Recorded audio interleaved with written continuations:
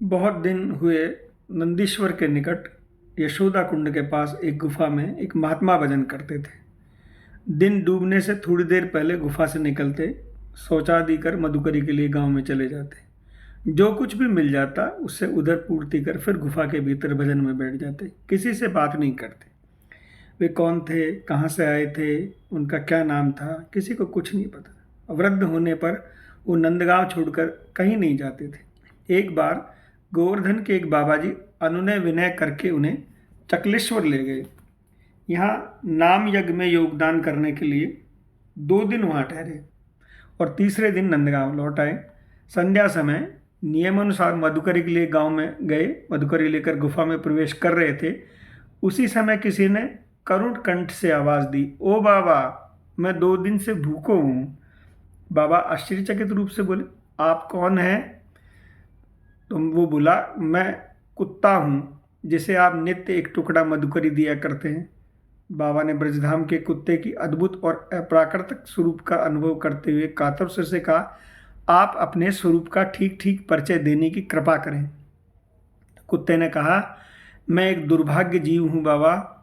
पूर्व जन्म में इसी नंदीश्वर के मंदिर में पुजारी था। एक दिन भोग के लिए एक बड़ा लड्डू आया। मैंने बिना भोग लिए ही उसे खा लिया। उसी अपराध के कारण मैं भूत हो गया। आप किंचित वैष्णव हैं। आपकी दी हुई मधुकरी खाने से मेरी ऊर्ध्व गति होगी। इस लोभ से बहुत दिनों से आपके पास आता हूँ। कुत्ते का वृतांत सुनकर बाबा ने कौतूहलवश और विनयपूर्वक कहा, जो भी हो, आप अप्राकृत धाम के भूत हैं। श्री युगल किशोर और श्री अप्राकृत लीला के दर्शन तो आप करते ही होंगे।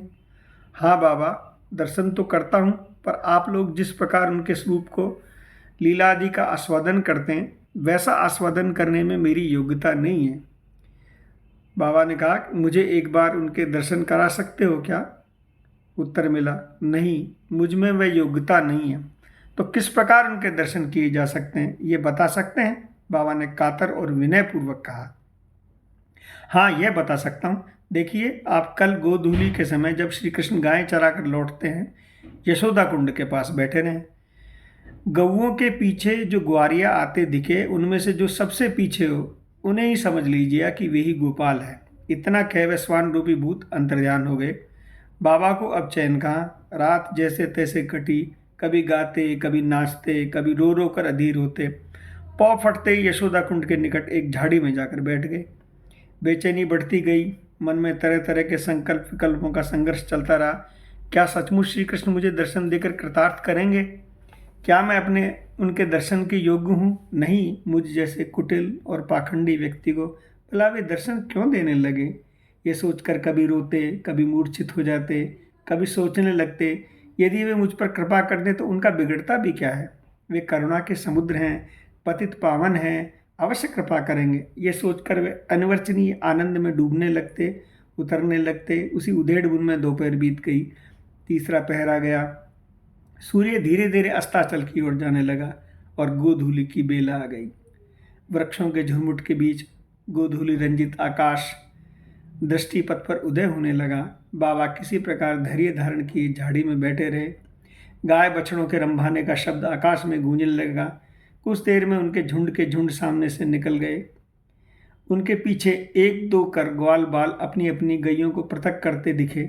सबसे पीछे एक ग्वाल बालक, जिसका कृष्ण वर्ण था, हाथ में लकुटिया लिए अपने गाय बछड़ों को पृथक कर खंजन गति से नंदग्राम की ओर जा रहा था। उसे देखते ही बाबा ने कूदते फांदते जाकर उसे साष्टांग दंडवत किया। उसी के दोनों चरणों को अपनी भुजाओं से पकड़ते हुए माथा उन पर टेक दिया।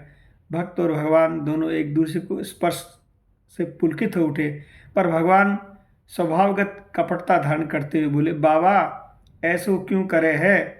बाबा है कि ग्वारियन को प्रणाम करे है? छोड़ दे, जाने दे मोह।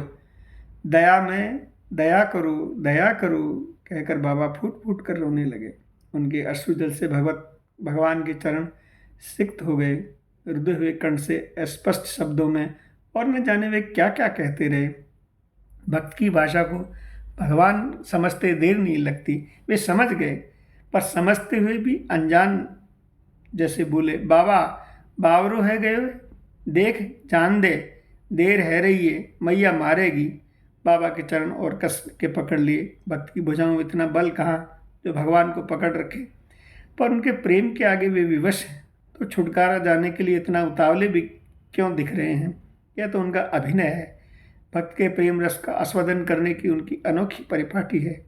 रुकना चाह रहे हैं, रुकने को विवश हैं, पर जाना चाहने का दिखावा कर रहे हैं। नहीं प्रभु, नहीं प्रभु, अब छल न करो, इस दीनहीन पर कृपा करो, कृपा करो, छल चातुरी छोड़ अपने स्वरूप का दर्शन दो। हे दया में दया करो, दया करो।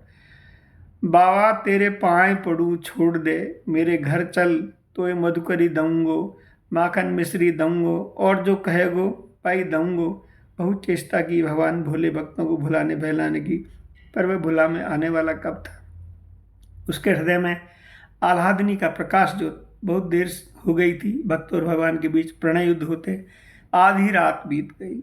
आखिरकार भगवान की हार हुई और वे बोले, अच्छा ले मेरे स्वरूप का दर्शन कर। और बाबा ने उनको त्रिभंग मुरली रूपधारी दर्शन कर चमक कर दिया। एक पर उनसे उनकी तृप्ति न हुई। बोले, प्रभु जुगल का उपासक हूँ, एकांकी आपके दर्शन से मेरी विरह ज्वाला शांत नहीं होने की। एक बार सपरिवार दर्शन देकर मेरे ताप हृदय को शीतल करें। तब बाबा के भाग्य की चरम सीमा का अतिक्रमण कर उनके सामने उदित हुआ एक दिव्य प्रकाश। उन्होंने देखा कि दिव्य वृंदावन में ललिता विशाखा आदि सखियों के सहित जुगल किशोर का अपरूप रूप, वे उस रूप माधुरी में चिरकाल के लिए डूब गए। उनका पार्थिव शरीर उसे धारण करने में असमर्थ होने के कारण कई दिन पीछे उनसे विलग हो गया। आपको यदि ये वीडियो अच्छी लगी तो कृपया इसे सब्सक्राइब करें, लाइक करें और शेयर करें। इसी तरह से भक्तों की लीला सुनने के लिए आप